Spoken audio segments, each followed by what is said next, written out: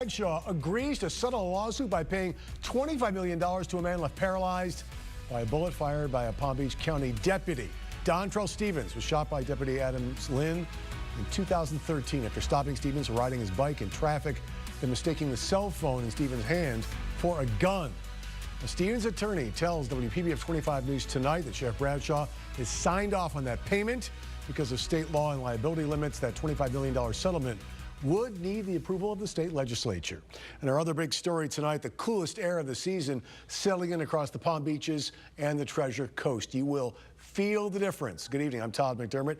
Thank you for joining us here at 11 o'clock. Mike Lyons is here with how cool it's going to get tonight and how long it will last. And it feels so good outside tonight, Todd. You can feel that cool, dry air settling down across the peninsula, all because of the first cool front of the season. It came through yesterday, and tonight, boy, we are reaping the benefits. Take a look at the current temperatures across the area right now, already down to 64 degrees in Okeechobee, 66 in Belglade, and 67 around Indiantown. Now, along the coastline, thanks to an onshore flow, temperatures are still relatively warm, especially in West Palm Beach, but dew points, they are much lower, so it feels really good across the Palm Beaches and the Treasure Coast as we head through the overnight hours. Meanwhile, overnight, we will see some of the coolest weather we've had in months across South Florida. Take a look at the forecast lows across the area tomorrow morning. Again, near the coast, a little cooler than we've been dealing with for the past week. Not as nice as, say, Okeechobee or Belglade, but you know what? Those cooler days are coming. In fact, today, the high temperature reached 82 degrees. It was the first day since May 19th that temperatures in the afternoon were a little bit below average. Now, tomorrow we warm up. That continues for the rest of the week, but a big change as we head toward the weekend, a significant cool down. We'll talk more about that when I'm back with South Florida Certified Most Accurate Forecast in a couple minutes. My whole life came crashing down on me. I can't even, I think about it and I get choked up. Now a WPBF 25 News exclusive. A husband and wife together more than 3 decades, trying to recover now from a hit-and-run crash. The couple was riding their motorcycle when they collided with a truck. The driver of that truck took off. Ari 8 has more now on their long road to recovery and how you can help. Let me give you an idea of exactly where this happened. This is 45th Street as it crosses over the turnpike, and you can see the blue paint in the road that investigators left behind. That is where this bike hit the ground. This is where 2 people almost lost their lives, and now they're looking for the truck driver who caused the accident. How you feeling? Felt better. It's hard to move my arms, but I'm getting better, thank God. He walks with a cane. He's bandaged pretty much from the shoulders down, but Andy Gonzalez considers himself lucky. He and his wife, Kat, are both alive. She's wonderful. She's the love of my life. We've been together forever, since we were 17. 32 years together. Saturday afternoon around 3:30, Andy and Kat were on his motorcycle on 45th Street when a white pickup truck suddenly changed lanes directly in front of them, forcing Andy to lay down the bike. When we started to slide, there's a pothole there on the road, and the bike caught and flipped us over. I remember flying through the air and hitting the asphalt and then immediately trying to see if my wife was okay. But Kat was not okay. She wasn't breathing. My whole life came crashing down on me. I can't even, I think about it and I get choked up. She had no pulse. I started praying and she came right back to me, I guess. Both Andy and Kat were taken to St. Mary's Medical Center. Broken ribs, concussions. Kat had a collapsed lung and 3 spinal fractures.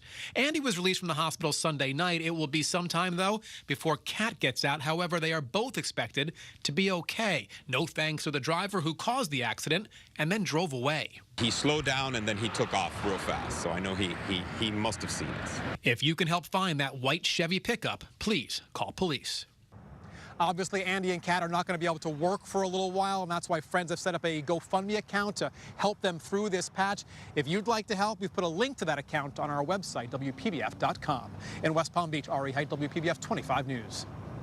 Our thanks to Ari. Meanwhile, police in West Palm Beach made an arrest in a deadly hit and run back in December. Anthony Horsford was taken into custody this morning. Police say he hit Paul McKee, who died.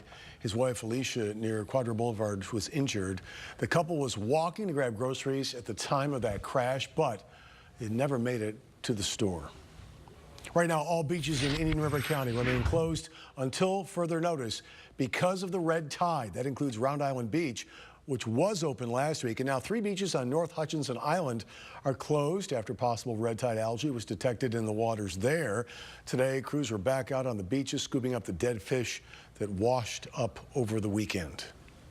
As we clean it up and everything else, we're making it more available for the public to come back to our beaches when the red tide issues have subsided.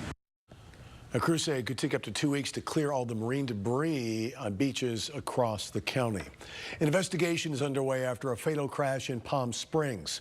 The crash happened on Congress Avenue near Greenbrier Drive. Florida Highway Patrol says 23-year-old Nicholas Woodward was stopped at the exit of a Publix supermarket waiting to make a right-hand turn when another driver crashed into him.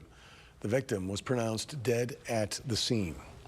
New video shows a high-speed police chase that began in Miami-Dade and ended in Martin County with a death. Michael Sardinas shot and killed himself after deputies used a pit maneuver with their cars on the turnpike to stop his car Saturday night. Sardinas' family says he was celebrating his birthday with them when he left and got into a crash. They say his fear of returning to prison sparked the deadly chase, worried he'd be violating a probation sentence. Authorities describe him as, quote, a high-risk sex offender after already serving time in prison for sexual battery. He said, Dad, I'd rather die before I go back. I told him give himself up. He says, I'm not going back, Dad. That's the last time I spoke with my son. His family says he would have started a new job as a mechanic today. Police arrest a man accused of robbing a Papa John's pizza delivery man nearly 2 years ago. The victim told police he went to Lakeshore Apartments on Congress Avenue in 2017 to make a delivery. Detectives say Frederick Hunter was sitting on the front steps of the apartment building. Police say Hunter pointed a gun at the victim and demanded his money. DNA evidence from the victim's clothing led police to Hunter, their suspect. Palm Beach County Animal Care and Control is investigating a case of possible animal abuse. There's the proof. A woman says she found this underweight dog over the weekend. She alerted animal control, hoping officers would intervene. Instead, the owners were fined. Now, Animal Care and Control working with the family to get the dog back in good health. Emotions definitely come into play with animals. You know, your heart breaks every time you see something like this. But, you know, if we can take the opportunity to educate somebody who's willing to be educated, get them to take care of their dog the right way, keep the pet and the family together, then that's what we're gonna do. The owners must follow a series of mandatory guidelines over the next 30 days in order for them to keep the dog. We tried but could not reach the owners for comment on the case. Election Day, 2 weeks from tomorrow. But today, people across the Palm Beaches and Treasure Coast began casting their votes because that's right, early voting is underway in Palm Beach County, St. Lucie, Indian River, and Okeechobee counties as well. Voting begins in Martin County on Saturday. You have to bring a valid form of ID to the polls in order to vote. For a full list of early voting locations, all you have to do is visit our website, WPBF.com. By the way, WPBF News is partnering with Leadership Florida and the Florida Press Association for one more debate between the two men who want to be the next governor of Florida. Live from Broward College in Davie, Wednesday night, to be shown right here on WPBF 25. I'll be moderating that debate for you. You can watch the debate between Ron DeSantis and Andrew Gillum right here at 7 p.m. That debate will also be simulcast on our sister stations, the Justice Network and Estrella TV, our sister networks. We'll also stream the entire debate on our website. That, of course, is WPBF.com. Covering your community, family and friends and colleagues are remembering the life of the first black Palm Beach County judge. Edward Rogers passed away over the weekend at age 91. Now, throughout the years, Rogers protested unequal pay for black teachers. That eventually led him to enroll in law school to do more for civil rights. He's just the kind of guy that you watch to see what he was doing or what he was saying, and that would inform your decisions about how to move in certain circles. In 1991, Rogers started the first drug court in Riviera Beach. It was then replicated in West Palm Beach and in Delray. In 2004, a post office renamed after him in Riviera Beach as well in his honor. His funeral is Saturday morning at Holy Trinity Episcopal in West Palm Beach. The marching band at West Boca High School just got one big honor in the form of an invitation to perform in London's New Year's parade. Delivering the invitation in person, the great-grandson of former British Prime Minister Winston Churchill. The school's Vanguard marching band performed at London's New Year's Day parade in 2016. Made such a strong impression that parade officials came to the school to formally invite the students to come back. They put so much effort into it and so much hard work, and it's wonderful. They just fill the streets on New Year's Day, and we love it, and that's why we want them back. We went to Buckingham Palace as well as Abbey Road and a few other places. But it was really fun. I had a blast. I was with my best friends as well. West Boca High School will have to raise upwards of $350,000 to bring everybody to England who's connected with the band, and they can't wait to get started raising money. Next, a rafting accident in Central America kills 4 people from South Florida. New video taken moments before their fatal trip. Plus violence at a local television station. A man kicks in the glass doors and forces a security guard to open fire. And a home surveillance camera captures the moment a pickup truck crashed right into a South Florida home. More on that. You're watching WPBF 25 News. Ron DeSantis, Andrew Gillum. It's the closest watched governor's race in the nation. Wednesday, see the candidates in the last debate before Election Day. Get answers to the issues important to you and your community. Leadership Florida, the Florida Press Association, and WPBF 25 present Decision 2018, the Florida gubernatorial debate. Live from Broward College, moderated by Todd McDermott. Wednesday at 7 p.m. Only on WPBF 25. Everyone knows the 5 senses. But what if we told you? There's more. An elusive sensation. Coaxed out only under ideal circumstances. We can't fully describe it, but you'll know it. When you feel it. We call it the ultimate driving machine.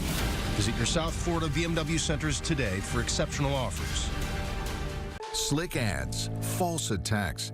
That's Sean Shaw on TV. Here's Sean Shaw when you're not watching. Radical. Shaw backed reduced punishment for a cop killer. Politician. Shaw's wealth doubled in office while he backed higher taxes and higher insurance rates. Now, Shaw wants to be Attorney General, but he's got no experience. Shaw's never even prosecuted a case. His first one shouldn't be as Attorney General. Do you know why Stanger, Isco, and Green is all about the numbers? Because we care about our community. We volunteered over 14,000 hours of community service. Nice. Nice. Nice. And over $1.6 million to local charities. That's making a difference. And in the last year alone, we've clothed and fed over 100 families in need. Those are numbers to be proud of. And we are. Stanger, Isco, and Green. 800-561-1111. 800-561-1111. Florida's leading newspapers agree.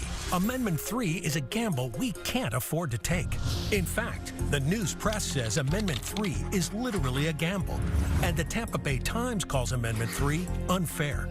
Amendment 3 takes away local control and lets voters from all over the state make decisions in your backyard. Northwest Florida Daily News says, we don't need the state to make local decisions. We agree. On November 6th, vote no on 3. You're watching WPBF 25 News at 11. A sudden accident on a rafting on the rapids in Costa Rica claims the lives of 5 people, including 4 tourists from Miami. The group was celebrating a bachelor party getaway on Saturday when the rafts capsized in very rough water. Survivor Sean Estevez just posted this happy picture of the group, saying what started as one of the best trips of our lives turned into one of the worst nightmares anyone could imagine. This video was taken just minutes before the group went out on the river. The last video and photo the bachelor party would ever take together before the rafting trip that claimed the lives of 5. Ernesto Sierra, Andres Dennis, Jorge Caso, and Sergio Lorenzo, all from Miami, were in Costa Rica celebrating groom-to-be Luis Beltran. The group of 14 were rafting in the Naranjo River on Saturday when the 3 rafts they were in capsized. We're told weather is to blame. All of them struggled to stay above water. Unfortunately, 5, including the guide, Kevin Thompson, did not survive. In a statement to Local 10, the families of the victims and survivors themselves said in part, most of us were ultimately able to grab hold of rocks or barriers in and around water and wait for the rescue teams to get us. Unfortunately, not all of us were so lucky. 4 of our dear friends drowned in those waters. Luis, the man who we hope to celebrate all weekend, lost a brother, and we all lost 4 great friends during this vacation, which went horribly wrong. Sean Estevez, part of the party, told Local 10 the river was swollen due to heavy rain and the guides kept pushing back the rafting time, but ultimately decided to go ahead with the excursion. The U.S. State Department is now working with local authorities to figure out exactly what happened on that river. The money raised from this GoFundMe page will help the families with the costs of setting up funerals for the victims. Well, tonight, President Donald Trump is calling the caravan of migrants traveling towards the U.S. a, quote, national emergency. The caravan's numbers have grown since it began a week ago. More than 7,000 people now traveling north from Honduras through Mexico. President Trump tweeting today, quote, criminals and unknown Middle Easterners are mixed in. Take your camera, go into the middle, and search. You're going to find MS-13, you're going to find Middle Eastern, you're going to find everything. And guess what? We're not allowing them in our country. However, neither the president nor his administration have offered any evidence that anyone from the Middle East is with those Central American migrants. Many of the desperate families of the caravan are telling reporters they're trying to escape violence, gang violence, and extreme poverty at home. New images leaked by Turkish officials appear to challenge the latest Saudi royals narrative on how Washington Post journalist Jamal Khashoggi was killed. The surveillance video shows the writer leaving his apartment and walking hand in hand right there with his fiancée, then arriving at the Saudi consulate in Istanbul. CNN has been given what appears to be more surveillance video described to them by Turkish authorities as one of the key suspects in the murder, dressed in Khashoggi's clothing, leaving through the back of the consulate shortly after the columnist was killed. That suspect is now in custody. President Trump says he wants more information. I am not satisfied with what I've heard. I don't want to lose all of that investment that's being made in our country. I don't want to lose 1 million jobs. It took 17 days for the Saudis to admit they had killed Khashoggi. The Saudis now say they passed the body on to a local contractor in Turkey. They have not said where the body is. A security guard had to shoot a man at Washington, D.C.'s local Fox television station after he kicked through a pair of locked doors and tried to get into the lobby. Police say the man was unarmed. He's now at an area hospital in stable condition. The TV station reported the 30-year-old man was shot in the chest by that security guard at the building on Wisconsin Avenue. 1 week after 13-year-old Jamie Claus was abducted from a rural Wisconsin home, apparently just after her parents were murdered, authorities are looking for 2 cars. Based on surveillance video from homes and businesses nearby, deputies say one car is likely a red or orange 2000 to 2014 Dodge Challenger. The second is likely a 2006 to 2010 black Ford Edge, or it's a 2004 to 2010 black Acura MDX. Authorities are asking for 2,000 volunteers to help search for evidence in the case. Based on our investigation thus far, we believe Jamie was in the home at the time of the homicides. We believe she is still in danger. This remains an active investigation. We're following up on every tip. Again, this all began on October 15th when the girl's parents were shot to death in their home. Authorities believe Jamie was abducted before police arrived after getting a phone call that turned out to be from her mother's cell phone. Check out this violent crash in Oakland Park caught on camera. The homeowner says he had just installed the surveillance cameras the day before. Robert Newell was at a neighbor's house at the time of the crash. Yesterday, got an alert on his phone through the Ring doorbell camera app. Police say the driver smelled like alcohol. An investigation is underway. In Indianapolis, a plane crashes into a shopping center parking lot. But thanks to the pilot's 30 years of experience, he walked away without a scratch. Greg Mueller was only 10 minutes into his flight. He realized the brand new engine in his single-engine aircraft was dead. Mueller remained calm. Witnesses on the ground watched the scene play out. He obviously knew what he was doing because somehow he maneuvered all the way through here without hitting light poles or people or cars or anything else. He actually there was a woman walking in the parking lot and he barely missed her. She ran as the plane came over. No one else was in the aircraft. The FAA is now investigating. And right now, Hurricane Willa, a Category 4 storm, is taking aim at the Mexican coast and threatening to deliver life-threatening storm surge, wind, and rain. The storm is expected to make landfall tomorrow night.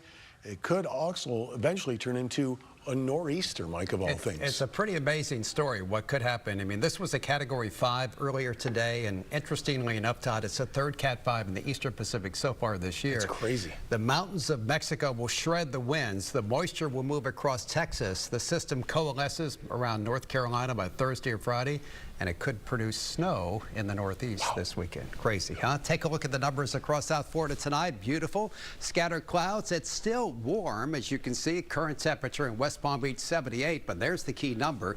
Dew point right now just 66 degrees, and it feels fantastic. If you've been outside, you know how good it feels. And up the road at Vero Beach, the dew point is even lower right now, just 61 degrees. That translates into a very nice night for the Palm Beaches and the Treasure Coast. And as we showed you earlier, the broadcast already in the mid-60s around Lake Okeechobee. You walk outside here in town of Okeechobee, that's got to feel good. 64, not bad again along the coastline, but with that onshore flow, temperatures tonight will drop into the low range of the 70s. All of this because of, yes, the first cool front of the season moved through. You couldn't miss it yesterday with those gusty winds across the Palm Beaches and the Treasure Coast. Tonight, it's turned stationary, kind of hanging out in the Florida Keys where it's producing a bit of rain, especially around Key West. Now that front washes out. We have one cool night, and then temperatures really start to warm up tomorrow, and especially by Thursday and Friday. It's back to summer-like conditions here in South Florida. Overnight, 69 Port St. Lucie, again 62 in Okeechobee, 67 at Indiantown, and temperatures still a bit above average, as you can see, for parts of Palm Beach County. And tomorrow, high temperatures back above average. I mentioned at the top of the broadcast today, the first time since May, temperatures were below average for a high. Tomorrow, back above the norm with readings, as you can see, mostly in the mid-range of the 80s. The heat builds on Thursday and Friday, but here's the key. This coming weekend, a much stronger second front moves through. That'll knock down the temperatures a lot. Wait till you see the 7-day forecast. So tonight, cooler, comfortable, still a breeze. Overnight low 70s along the coastline, 60s around Lake Okeechobee. Tomorrow, a mix of sun and clouds, still a chance of a quick shower and a bit warmer. High temperature tomorrow, 86 degrees. Now for boating, issues continue. Small craft advisory, a small craft caution in effect for tomorrow for the Treasure Coast. The rip current risk does remain high. So again, nice and comfy tonight. Temperatures warming up. Look at Friday, up to 89 degrees. But then this weekend, the cool front slides through. How about Sunday? Sunday and 81. Monday, even better. Temperatures in the upper 70s. And Todd, that's your weather. Mike, thank you. New tonight, a judge upholds a jury's verdict finding that Monsanto's Monsanto-made weed killer caused a groundskeeper's cancer. However, the judge chose to slash a $289 million award to the plaintiff to $78 million. The judge reduced the punitive damages to $39 million. Matching the jury's underlying damage award, jurors found that Monsanto purposely ignored warnings and evidence that its popular Roundup weed killer caused Dwayne Johnson's lymphoma when he was accidentally soaked in it while using it. In your health headlines tonight, 155 cases of a polio-like illness are now under investigation nationwide. You've heard about this. The Centers for Disease Control and Prevention says 28 new cases of AFM emerged last week. So far, 62 of those cases have been confirmed in 22 states, and most of them affect children.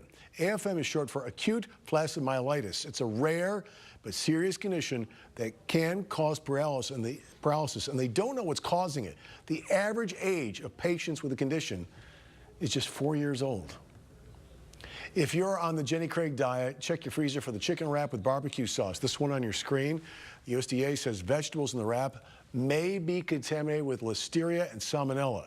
The recall includes those products produced between October of 2017 and this month. So far, no reports of any illnesses, but officials warn the product should be thrown away or returned to the store where you got it. We'll be right back. First Alert Weather is sponsored in part by CMI Air Conditioning and Electrical.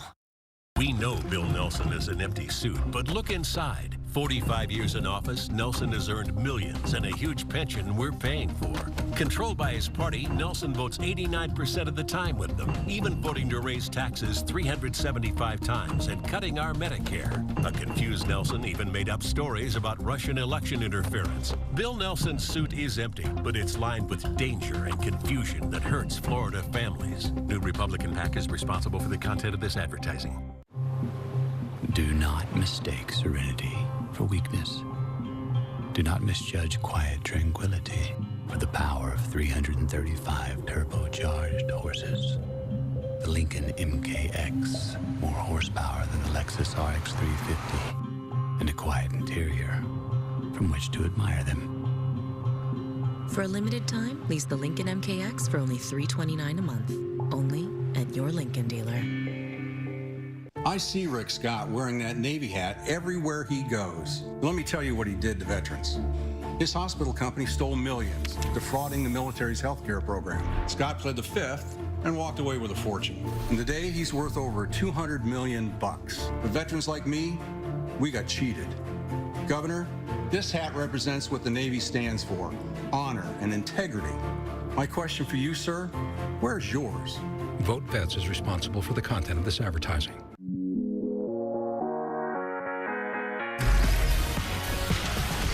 Designed for exhilarating performance. Designed for your every move.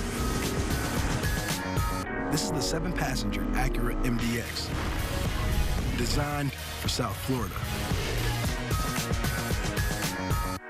Visit SoutheastFloridaAcuraDealers.com for attractive offers on the MDX.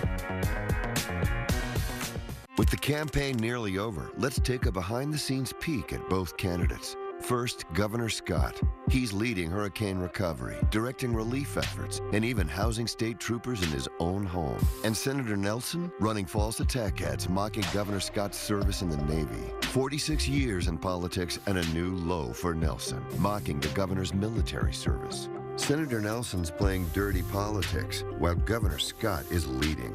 I'm Rick Scott, and I approve this message. I expect to see some folks sporting LA Dodgers and Boston Red Sox gear over the next 2 weeks. You know why. Game 1 of the World Series set to begin tomorrow at Fenway Park. This is the Dodgers' 20th World Series appearance.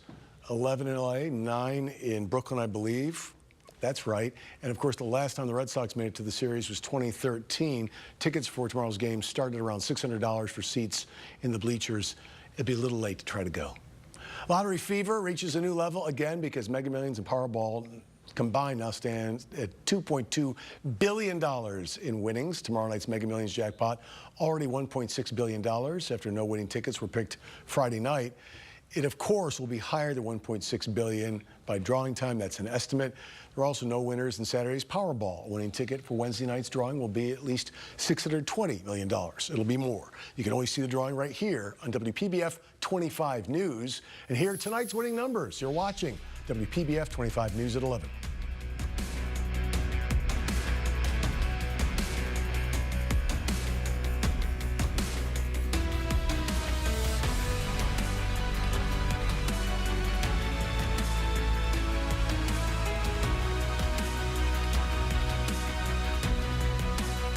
Your routine, your morning, your team. WPBF 25 News Mornings. I'm Andrew Gillum, and I want you to hear this from me. As mayor of Tallahassee, I fought corruption and supported the FBI's work to root out corrupt politicians and lobbyists. As governor, I'll fight special interests for the people of Florida. This isn't just any Saturday. This is a Saturday with the best Wi-Fi experience and your show streaming wherever you go. And with savings on wireless, this is a Saturday you can share with the whole family. This is how Xfinity makes life simple, easy, awesome. Get started with Xfinity Internet for just $29.99 a month for 12 months. And ask how you can save on your wireless bill when you include Xfinity Mobile with your internet. Click, call, or visit a store today.